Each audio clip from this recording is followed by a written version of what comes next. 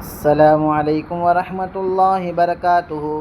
கண்ணித்துக்குரிய அல்லாஹ்வின் நிலை நேசர்களே, கண்மணி நாயகம் ஸல்லல்லாஹு அலைஹி வஸல்லம் அவர்கள் கூறினார்கள், வரல்ல பிமா கஸமல்லாஹு லக தகுன் அக்னன் நாஸ். அல்லாஹ் உனக்கு அளித்தவற்றை கொண்டு நீ போதுமாக்கிக்கொள், நீ மனிதர்களின் மிகப்பெரிய செல்வந்தனாயிருப்பாய். அழகான ஹதீஸ். கண்ணியத்துக்குரியவர்களே, இது உண்மையான விஷயம். இந்த உலக மனிதனுக்கு எவ்வளவு கிடைத்தாலும் போதும் என்பதாக மனிதன் சொல்ல மாட்டான். ஏனென்றால் ஹதீஸில் சொல்லப்பட்ட விஷயம், மனிதனுக்கு உலகத்துடைய ஆசை எதுவரை இருக்கும் என்று சொன்னால் கபருக்கு செல்லும் வரை இருக்கும் சொன்னான். போதும் என்ற தன்மை மனிதன் சொல்ல மாட்டான் போதும்னு.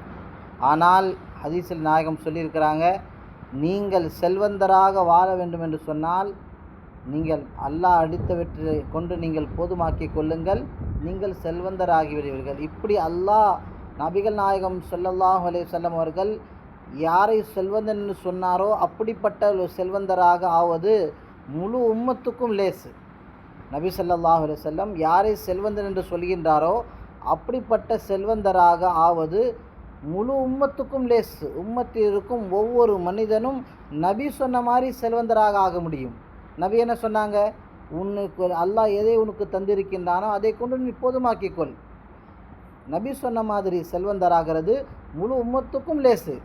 ஆனால் மனிதன் அவன் நினைக்கும் போது, அவன் எதை செல்வந்தன் நினைக்கின்றானோ ஒவ்வொரு மனிதனும் அப்படிப்பட்ட ஒரு செல்வந்தனாக அவன் ஆக வேண்டும் என்று சொன்னால் கியாமத்து வரை யாரும் செல்வந்தராக இருக்கவே முடியாது. என்று சொன்னால் ஒவ்வொரு செல்வந்தனும் அவனை விட பெரிய செல்வந்தனை பார்த்து அவனை விட நான் ஏழையாக இருக்கின்றேன் என்பதாக தான் அவன் நினைத்து கொண்டிருக்கின்றான்.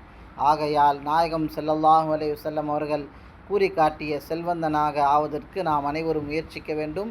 அல்லாஹ் அப்படிப்பட்ட மனப்பக்குவத்தை நமக்கு தந்து கிருபை செய்திருவானாக. அஸ்ஸலாமு அலைக்கும் வரஹ்மத்துல்லாஹி வபரகாத்துஹு.